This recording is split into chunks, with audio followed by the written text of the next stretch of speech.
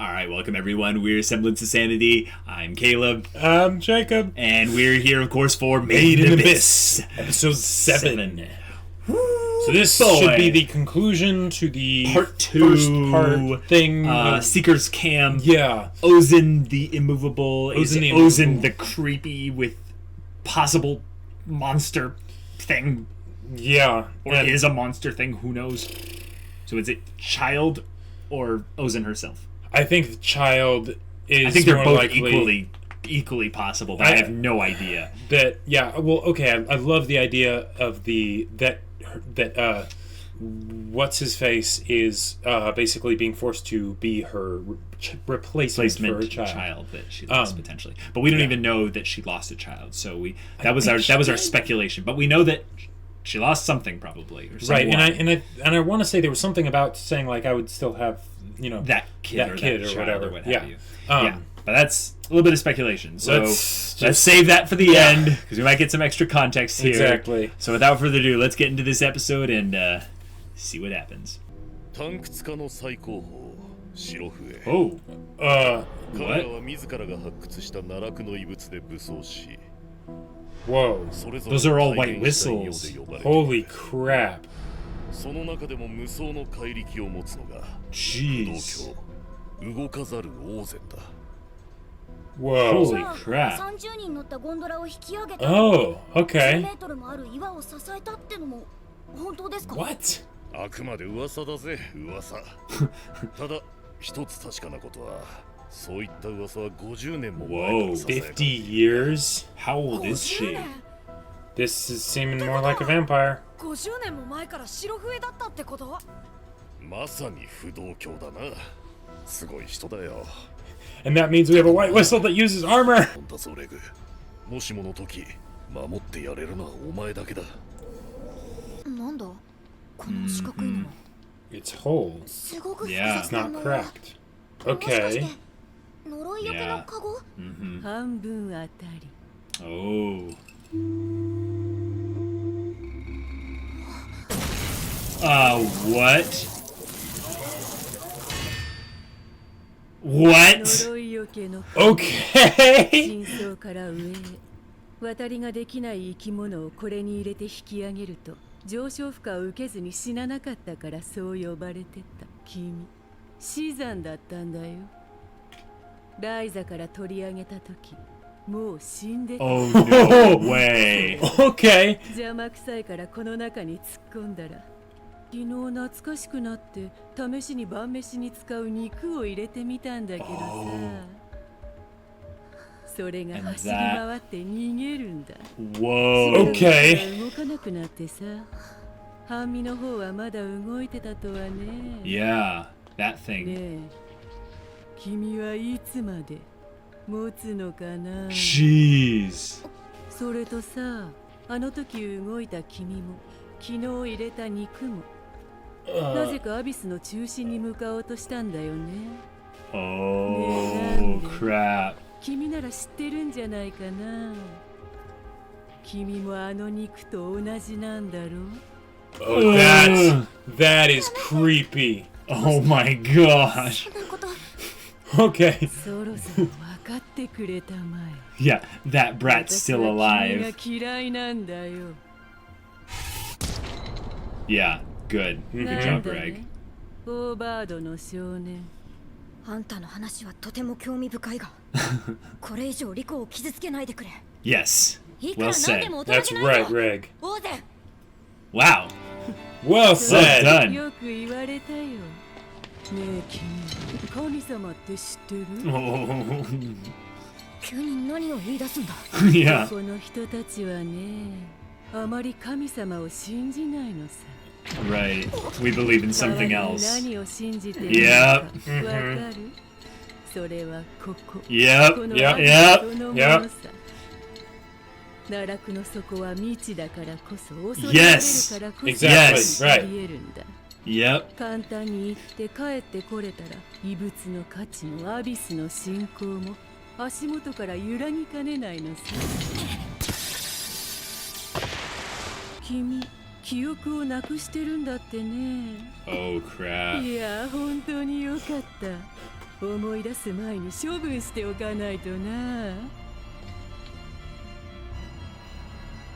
What are you gonna do? 僕望遠鏡確認してきます。マルルク、動くな。冗談じゃない。こんなところで終わってたまるか。力ずくでも行かせてもらうぞ。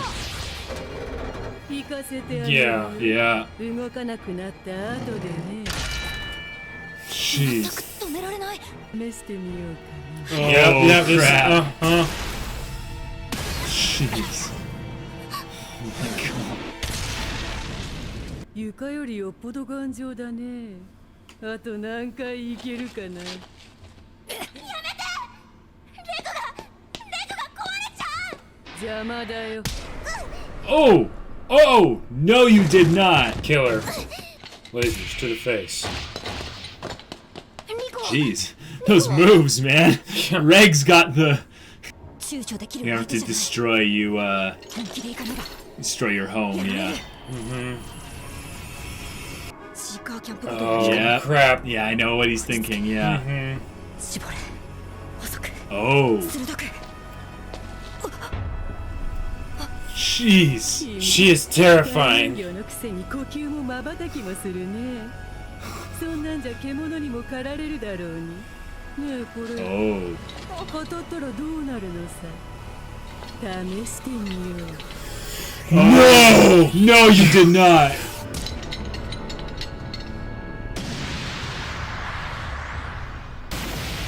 Jeez. へえ、すごいね。 Oh. 消し飛ぶんだ。 She needs to die. So Yeah. I guess maybe she's the villain? 年がたい。年がたいぞ。オーゼ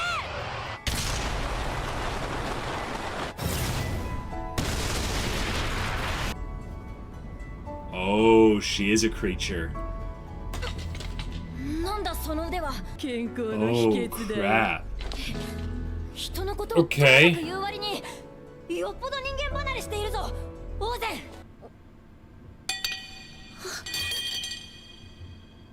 No. No way. No. うるさいな。そんなに大事ならしまっておけばよかったのに。君も遅かれ早かれ肉に戻るんだ。 Oh my gosh. Okay.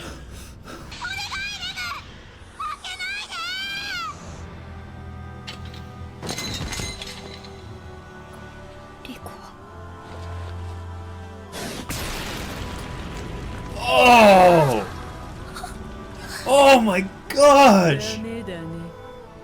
君らは不適格だ。ほら、ちゃんとハマったろ。 She like hammered something back into his head. 起きたの。リコ。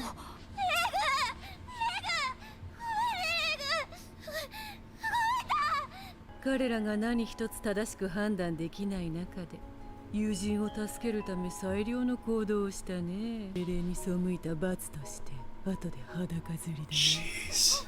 マルル君。 So are they gonna help them or Yeah. not? ライ What? ザさんの I'm 顔 really 試すって confused. 言ってもよ。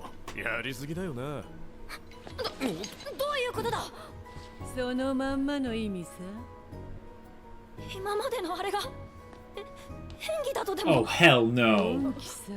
アビスの深部に住む原生生物は私よ Oh, り yeah, は I'm るかに just 狡 teaching 猾で you した what you're た gonna have to deal with later. 君にその子は守 Like れ a ない good よ。 adult. マルルク、少年を解放してやりたまえ。あ、そうだ。一つだけ騙していたことがあった。例の墓だけどね。 Right. 誰も埋まっていなかったよ。 Yes. I knew it. Yeah. I knew 本 it. 当さ。 Right. 暴いて確かめないわけないだろ。ライザは待ってくれているさ。I'm so pissed right now. I understand exactly why she did it, and it Yeah. still. Ooh. Get a pillow, tie it to the end of your hand, so it'll muffle the buildup, and blast her in the back. その紙は一体どうなってるんだ。また君かね。アビスの真相で心をやられるとね、徐々に体にも出ちまうんだ。 Wow. 6層の呪い Okay. がすぐには現れないけどね。潜るたびに視線や正気の境をふらつけば頭の皮だってひねくれてくるもんさ。 Alright. こいつはうま Yeah. く整えてごまかしてあるだけだよ。いやかっこいい。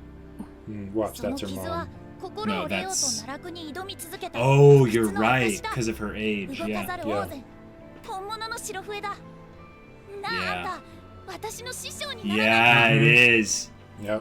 It is. 見ろオーゼン、ついに黒笛だ。もうじきあんたに追いつくぞ。 Wow. 昨晩私に叩かれて泣いてたくせによく言うよ。オーゼン、あんた性格はどしがたいが最高の師匠だよ。 Yeah, they're trying to redeem her a little bit by calling her But- irredeemable in one area, but her being an actual good mentor. That's what age, I guess, will do to you, though. You will lose all sympathy for the momentary Sure. pains and pleasures. Well, especially if you regularly go down to basically the pits of hell. Yeah. どこに向か She does look pretty badass, though, when Yeah. she's not beating down kids. 言ってみれ Right. 訓練にはもってこいなのさ。最初の課題は生存訓練だ。 Oh, yay. She's gonna go all Sith Lord on them. Right. その装備で10日間 Yep. Yep. 生き延びてみせな。あの柱の木から向こうへは行かないように逃げたとみなすからね。 Oh. Okay. それじゃあ私は帰るよ。この子を死体に戻さないようせいぜい守ってやるんだね。それとそいつを10日間使うのはなし。your laser. 仮想法を Yeah. リコを死なせたいなら使ってもいいよ。どういうことだ。撃ったが最後、君はどんなに気張っても10分程度で混沌。 Oh. 目覚めるまでたっぷり2時間かかる。その間私が殴ろうが床に叩きつけようが He 水 didn't に wake up? 沈めようが Yeah. 起き上がりゃしなかった。 Oh. Gotcha. So she was testing his limits Right. in a very cruel way. 食い散らかされるかね。ま、それでもやらなきゃいけないときは後腐れが残らないように徹底的にやるんだね。 Right. 相手が誰であろうと周りに何があろうとその時が来たら躊躇も容赦もなしだ。 Oh, you hear that subtle change in the music. Yeah. あっという間さ。 That's going to happen. Oh, That's going absolutely. to happen. So, Okay. Well, just I am kind of like exhausted. That Yeah. episode was stressful to say the least. It was. I had a Oh. feeling they might stay in the. Secret camp. Yeah, I can't even think right now. The secret camp a bit longer than just the 1 or 2 episodes because it did seem to be pretty important. But I Right. didn't see how they would do that and make it Make sense. Yeah. have it make sense and not Yeah. just be like a drag or be boring or whatever. Yeah. Ozen is messed up. Like, yeah, I still want them to seriously kill her. messed I up. don't care if she's some really Yeah. effective mentor or whatever. Here's the thing. I initially had that frustration, the idea that you don't do that. But the thing is you realize why she's so messed up. But you also realize that she is actually rationalizing the whole thing in her head and verbally. She calls Rico, right? A slab of meat. She's basically like, you're not human. You should be dead. The Right. only reason you're alive is because this relic made Yeah. you get up and keep moving when you were stillborn. That's crazy enough. But she also doesn't consider Reg as an obade or something to be also human. Right. So he can just beat you down and give you as much pain as possible because, you can take it. It's this idea of this world doesn't respect the innocence of the person, of the individual. Yeah. It's the idea that the environment is horrible. The environment is like this abyss, this setting that you've been born into is not forgiving or merciful. So why should we be? The idea that we should be, in a way, just as bad so that you are ready for those kinds of horrors is, in a way, a subtle form of brainwashing. Yes, it absolutely is. It conditions these kids specifically to be ready for more abuse in the future. And that's Right. what pisses me off. Because when I think about what the rationality that she has for it, I go, yeah, she's a Sith Lord, basically. Right. The pain will make you stronger. It's like, okay, yeah. But we're not creating Sith apprentices here. Exactly. We're creating explorers and adventurers. Now, yes, they have to deal with unimaginable, creatures and threats and horrors and all the like, and their own insanity and all this crazy stuff. And they did not ask her for help. They did not say that they wanted her to train them or anything. She saw someone that needed to be molded. You're not prepared. So I'm going to rip the whole concept of free will and consent out the window. I'm going to break you down so that you're ready for this. Which is why I don't think this opinion will ever really change. I very much want Reg to use his incinerator and mold her face so that it is not on her body. So here's the point that the story is trying to counterpoint, because they realize, good, we got your justice meter all fired up. Now we're going to make you sympathize a little bit with her. The idea that she's old is an understatement. Right. She's really old. Yeah. She's old enough to where she's outlived. She's looked exactly the same when she trained before Rico's mother was Liza was born, basically. Yeah. So she could be 3 times as old as we assume she is. Like, she's like, yeah, she's 50 years old. It's like, no, she's like 150. Oh, okay. What if they made it so that she was the actual villain? The Abyss is sort of the general, more environment thing. But then... Possibly. Like... I think they're going to leave her. I think the idea that she would... Yeah, she's stayed there for so long. Why would she leave? Right. The idea that she's not going to chase after them or anything. The idea that she's saying Liza wants you to go down there. You should take a shot at it. Sure, and she might even see it as like her last thing of helping out Liza by making sure her kids are able to actually reach her. In her own twisted mind, this is how she sees it. She sees Liza reborn. But she can't see her as Liza reborn because it was done in an abominable way in her mind. Right. So she goes, I can't treat you like a person. I'm treating you like a thing. And even with Liza, she still, did the same kind of traiing. It was a little bit different, though. It was a bit different, and I believe Liza sought her out to be trained. Probably. No. Liza sought out Ozen, exactly. Yeah. So in this instance, it's like fate is doing a little bit of a loop here, and all this has happened before, and all this will happen again, kind of thing. Right. And once she brings, herself to Ozen, Ozen's just like, oh, what do you know? Right. Of course I would live long enough to see this day. Yeah. It's kind of the idea that she feels like she's being punished. Yeah. And, of course, that means it's okay for me to punish these kids. I don't want to harp on that right now. I know you know how we both feel about that whole thing. But I can tell that what they're setting up the story to do is to give you a reason to understand why she's important for the character development of these 2 kids. Because we knew that the loss of innocence was coming. We knew that things were going to get darker at some point. Right. This is, I still think, not as far as it's going to go. No, this is basically them saying, like, yeah, that stuff that you thought was being foreshadowed, yeah, you're right, that stuff is coming, and this person, this isn't it, and this person is literally saying, no, there's way worse stuff than me. Right, like, you are not ready. Yeah. And I like that there's that aspect of her being kind of like a really screwed up Yoda, where she's like, yeah, you are not ready. You're not ready to complete the training. You're too old, or something like that. But sure. The idea that she's still going to train them anyway is basically the redeeming factor, because she is irredeemable in my opinion. But the idea that the reason why she's doing this, she believes she's doing the right thing.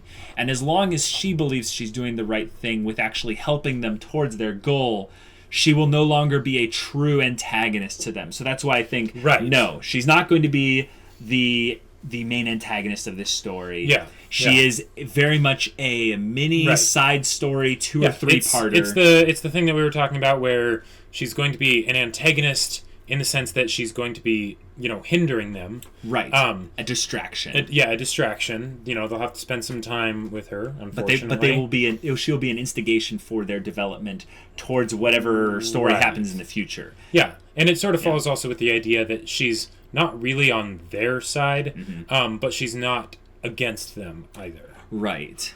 Yeah. On another note, it's a slightly similar note, but did you notice kind of the feeling of this being like ReZero? Kind of the idea that we have these kind of cute kids and stuff, and just horrifying, suffering things being impinged upon them, kind of as a way to shock the viewer in particular.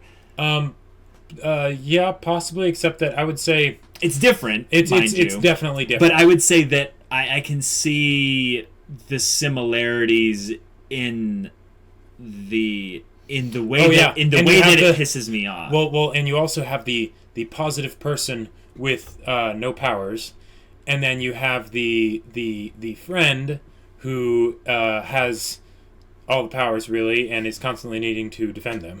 Yeah. Who's Reg? I'm sorry. I shouldn't have done that. Yeah, you shouldn't have done that.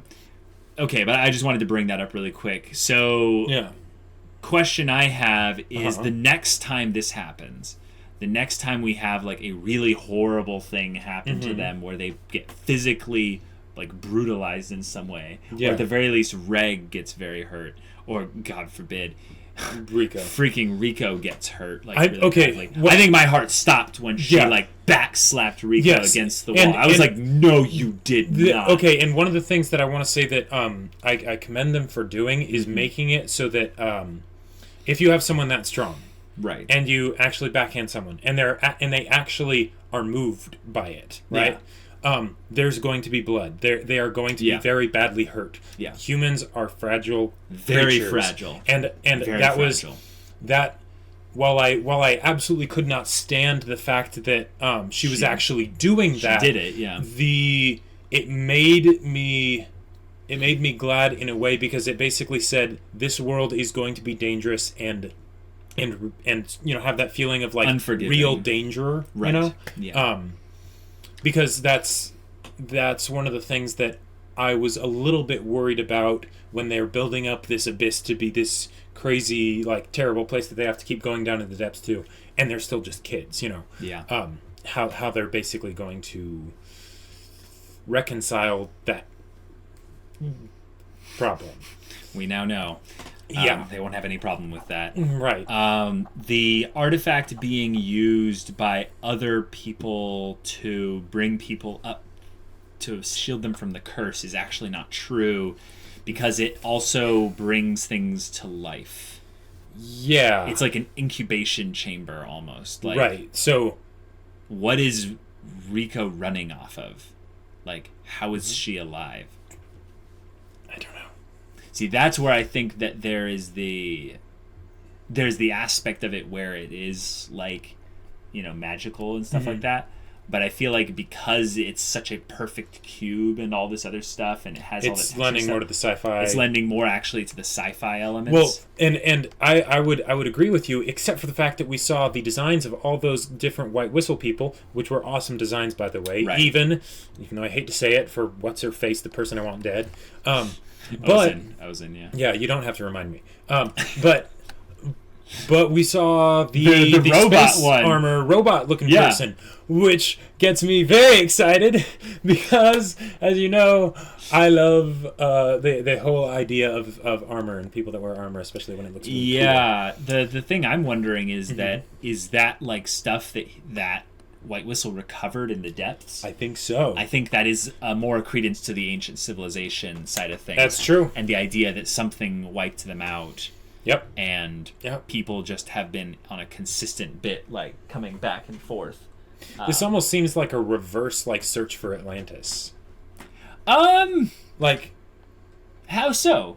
Well, because, okay, if it's an ancient civilization, right? Mm-hmm. And then there's all these artifacts left from it. Right. And then they don't exactly know where it is, because no one's ever been, deep enough to find it or at least come back. So right? you're saying that it's a specific thing inside there. Yeah, and Okay. isn't the whole idea that Atlantis is the lost island, and this whole abyss is in the middle of an island? I think that this is the type of thing where they are not going to draw any real world correlations. No, to. but I think that it was an inspiration. Yeah, I think that might have been an inspiration. Absolutely. Which I think is really cool, because that I wish there were more things that drew inspiration from that particular kind of tale, because there are a lot of them. Yeah, but there don't seem to be like many recent. I think maybe you've just been haven't been consuming noticing a them. I very don't know. specific type of story, so you don't look out for those ones in particular. Fair enough. But guys, shout out in the comments every single search for Atlantis story you've ever heard of, and drown Jacob in the. I know that they're evidence. there, but this seemed. Okay. No, but then you can go and experience them. You can get recommendations from people. Who, and a lot of them are probably things that I've already seen, but I just like sort of discount them because they all sort of feel the same. Whereas something like this, Made in Abyss, this feels very new. No, the reason why is because it is a different take, and it is a mishmash of a couple other genres into that style of a story. Yes, and I would say the other thing about it is that they're keeping up the sense of wonder about this abyss, because they have the mystery. Speaking of which, keep going. They're building it up and stuff. Whereas a lot of times I feel like in stories where they have some sort of lost civilization or whatever type of adventure thing like that, right? It feels like cookie cutter and just lame and boring and like yes that is the aspect of the characters being unique, the art style, the visuals, the creatures, the way they're doing the story, the way they're doing the story, all that. It is very well done, well handled, and it is not cookie cutter at all. But going back to that thing about the fascination bit, the only really fascination thing that happened this episode was when she started talking about how people refer to the abyss as their god.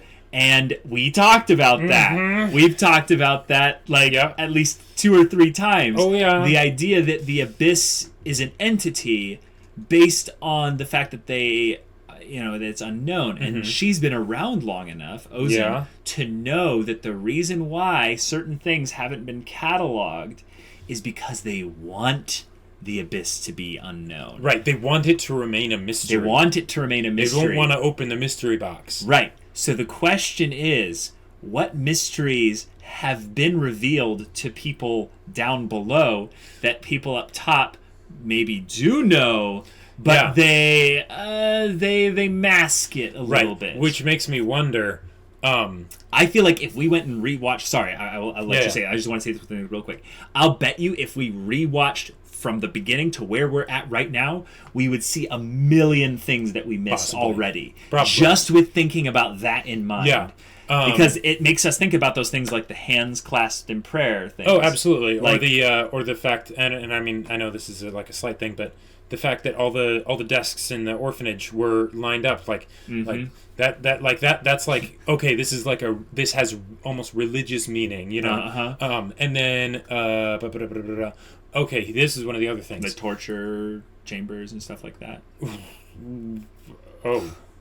Oh yeah, that's going right along with Ozen's like philosophy and everything. Yeah, I was gonna say that what if a bunch of them actually knew what Reg was?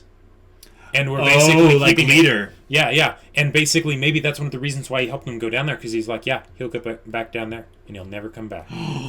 Yes, he wants to make sure they can get deep. Exactly. That way they disappear. It's not the idea that they were helping them along. It's like, I mean, I'd like to think highly of leader, but right. But even the uncle potentially saying, like, in the end, we're all children of the netherworld. It's the idea that the children have to return to their mother or their father. Do you know what this was also? Which is death, basically. Do you know what this was also reminding me of? What's that? Hyperion. Ooh, how so? Yeah, the abyss feels a lot like the Shrike.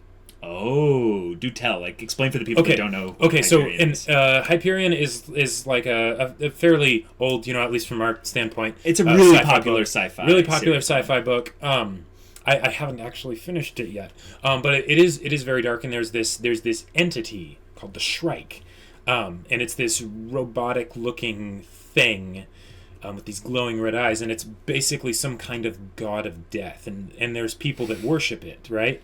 And you aren't like, you don't really think too much of it, of like, oh, there are people that worship the Shrek or whatever, and maybe the Shrek's a real thing, okay, whatever. But then you realize, like, oh, wait, no, the whole idea of, like, worshipping a god of death, basically, it's like... Gets a little bit weird. Gets a little bit dicey. Yeah. And with these people having gone to the point where potentially everyone, not just the people in the Abyss in particular, which she did mention specifically, so we need to keep that in mind, but worship or regard the Abyss as some kind of deity, some kind of god. Potentially what it also is for the people up at the top is it is a wheel to keep society turning in a specific way. It is the hinges upon which their foundation... It is the foundation upon which their society hinges upon, where if we can keep a steady flow of people working for our specific order of things, then we can have everyone, going with wonder into the Abyss to their death. Yeah. And also potentially feeding the curiosity of those that regard them as heroes. Like, you ever think about that? The really sadistic thing that they brainwash these kids into thinking the White Whistles are heroes. Yeah. Yep. And the heroes are basically people that go down to kill themselves for the sake of humanity learning things. But as we found out, they only let specific things be learned by humanity. Yes. Well, and also there's the idea that the White Whistles are the few that actually survive. But they don't necessarily all survive. Well, yeah, most of them probably die. They change down. Whatever. They stay. They just send their whistles up. And actually, the funny thing is that the sending of the whistle doesn't necessarily mean that they're dead. No, that probably most of the time doesn't mean they died. That means, I'm done, I'm staying down here. Yes, and it's the idea that to them, they go, oh, another great hero has fallen, a martyr for our cause. Yeah, but they were the spearhead of humanity's discovery, and they discovered all this random BS or whatever that doesn't really mean anything, but the real stuff is down there with them. Oh, boy. So, okay, so here's... All right. So, given that, assuming, that's actually... Assume a can opener. Yeah. Rico's mom is calling her to the bottom of the Abyss. Right. Is Rico's mom... Has she been corrupted by the Abyss? Or... Yeah, it's tough to tell. Right, and it might be something, kind of in the middle. Right, I think it's a little bit of both. Right, okay, but the idea is that there's something good that can come from Rico going to the bottom of the Abyss. And I'll bet you that's the reason why it's the mother like daughter kind of thing, where the daughter sees actually how all the answers are at the bottom of the Abyss, which is maybe something she's instinctively programmed to think because of the thing. But maybe it's more of a thing of that's true, and we need people to know, and it's going to take heroes like Rico or Reg or Liza to push past all of the crazy harrowing stuff that's going to be put in their path, so that even though there's only the hope of things getting better for humanity and such, that it's worth it. Because I feel like this show has an impending sense of doom about it. Absolutely. But it's the idea that the more and more things go, the more and more I feel that doom extends out beyond just those that go into the Abyss. Yes. It's the idea that the Abyss, by its own nature, is like a gaping mouth. Exactly. It's encroaching on the whole rest of the world. It's already bringing people from not just this island, but all over the world to it. Yeah, it's the idea that its own existence is a vacuum, absorbing basically all the good nutrients that the world has to offer. They get to the bottom and it's just Kirby. I was not ready for that. We need some positivity after this episode. Why did you do that? Like, it was so dumb, but it just worked so well. Like... Okay, this episode was extremely stressful. Heavy. Yeah. But I feel like when I watch this next episode, I'm going to go, wow, these last couple of episodes were really good. Because there's still things that they've left on the table, specifically with Ozen.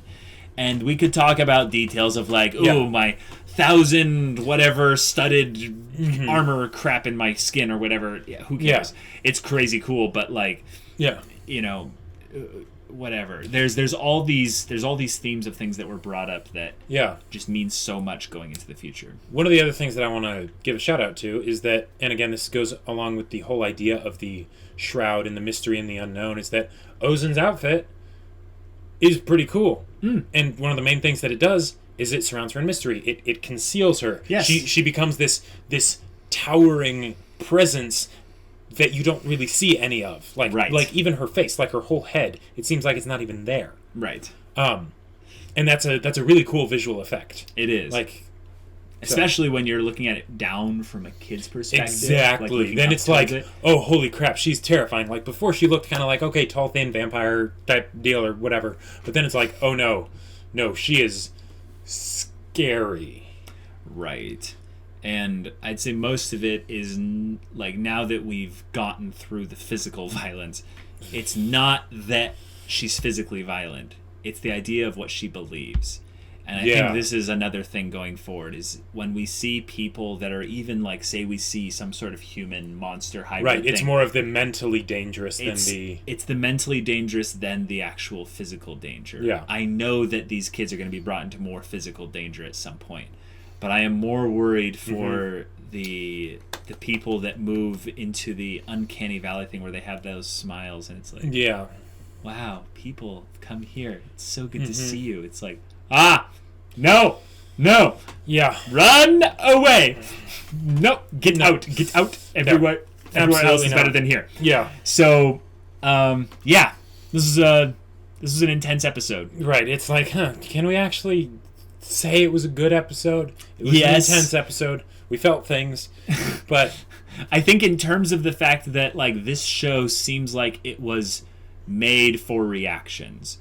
Yeah. I feel like a thing in particular is that this show seems to be made for the discussion reaction of it. Yep. And they knew that when whoever made the manga for this. Yeah, they were like, this is going to get people talking. This is going to get people talking. Right. And I think they do things like this episode specifically so that they can get people to talk and maybe question some things. Because I could see some people, like, being able to say, like, well, Reg's a robot. It's not as bad as you'd think. And I'd be like, Right. you know. Yeah. But It's like, the but you point haven't is- been staying with him for like the past 2 months. Right, you but, know. but the point is that it brings up some good discussion. It does. And It does. And it's fantastic for that. Yeah. So can't wait for more. I can't either. I'm Yeah. not ready though. I'm suckered in. But yeah, if you want to watch the next episode's reaction, go check out the link in the description below for our Patreon's early access. It comes with Discord access. You can get on that, chat with us about story or what have you. And yeah, we'll see you there. But until then, we're Semblance of Sanity. I'm Caleb, I'm Jacob. and we'll see you all next time.